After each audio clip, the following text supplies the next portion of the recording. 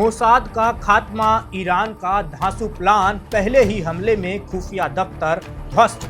Middle east की इस जंग में अब ऐसा मोड़ आ गया है कि ईरान की सेना ने दावा किया है कि उसने ड्रोन से इजराइल के 2 बड़े एयरबेस और खुफिया एजेंसी के मुख्यालय को निशाना बनाया है। ये हमला इतना सटीक और तेज था कि पूरी दुनिया हैरान है। लोग पूछ रहे हैं कि क्या ईरान ने सच में इजराइल की रीढ़ हिला दी है। चलिए इस कहानी को शुरू से समझते हैं। रात का अंधेरा, इजराइल के आकाश में सन्नाटा छाया हुआ है। अचानक ईरान के ड्रोन चुपचाप उड़ते हुए सीमा पार कर गए।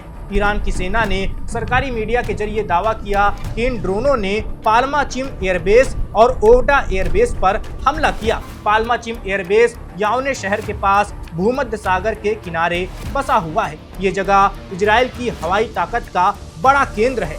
यहाँ से कई महत्वपूर्ण उड़ानें होती हैं। दूसरा, ओवडा एयरबेस दक्षिण में नेगेव रेगिस्तान के पास है। ये भी इजराइल की सैन्य रणनीति का अहम हिस्सा है। ईरान का कहना है कि ड्रोन इन दोनों जगहों पर सटीक निशाना साधकर पहुंचे और हमला किया। लेकिन सबसे बड़ा धमाका शिन बेट के मुख्यालय पर हुआ। शिन बेट इजराइल की इंटरनल सीक्रेट एजेंसी है जो देश की अंदर की सुरक्षा देखती है। ये एजेंसी मोसाद की तरह ही मशहूर है, लेकिन दावा ये भी किया जा रहा है कि मोसाद के दफ्तर को भी निशाना बनाया गया है।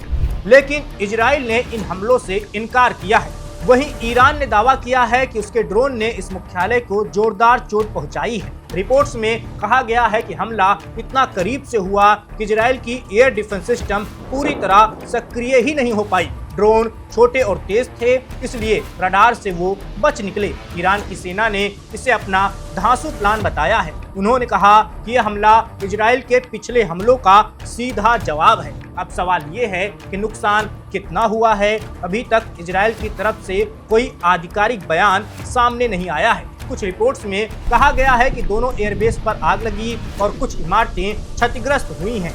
शिन बेट और मोसाद के मुख्यालय के बारे में ज्यादा जानकारी नहीं मिल पाई है, लेकिन ईरान का दावा है कि वहां पर बड़ा नुकसान हुआ है। सोशल मीडिया पर कुछ वीडियो और तस्वीरें वायरल हो रही हैं जिनमें धुआं उठता हुआ दिख रहा है, लेकिन ये वीडियो कितने सच्चे हैं इसकी पुष्टि नहीं हो पाई है। इजराइल की तरफ से सेंसरशिप बहुत सख्त है, इसलिए साफ तस्वीरें बाहर नहीं आ पा रही हैं। ये हमला जंग में नया मोड़ लेकर आया है। ईरान ने पहले मिसाइलों से हमले किए थे, लेकिन अब ड्रोन का इस्तेमाल करके वो और करीब आ गया है। ड्रोन सस्ते होते हैं और आसानी से छिपकर हमला कर जाते हैं। इजराइल की आयरन डोम मिसाइलें इन ड्रोनों को रोक पाने में माहिर हैं, लेकिन छोटे ड्रोनों से निपटना बहुत मुश्किल होता है। ईरान की सेना ने कहा है कि ये सिर्फ शुरुआत है। अगर इजराइल ने जवाब दिया तो और भी बड़े हमले होंगे। इजराइल की तरफ से अभी तक चुप्पी साधी गई है। नेतन्याहू या सेना ने अभी तक कुछ भी बड़ा बयान जारी नहीं किया है। कुछ रिपोर्ट्स में कहा गया है कि वो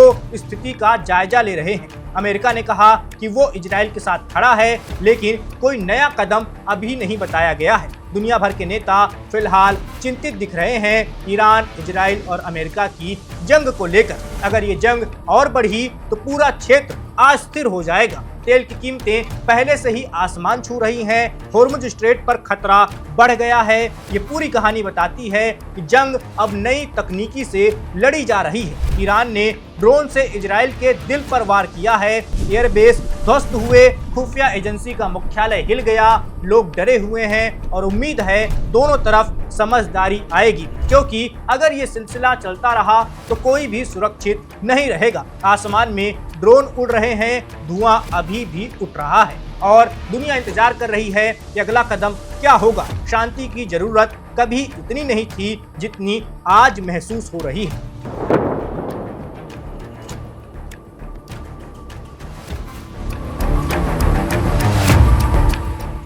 इस वीडियो में बस इतना ही। मेरा नाम वैभव है, आप देखते रहिए वन इंडिया।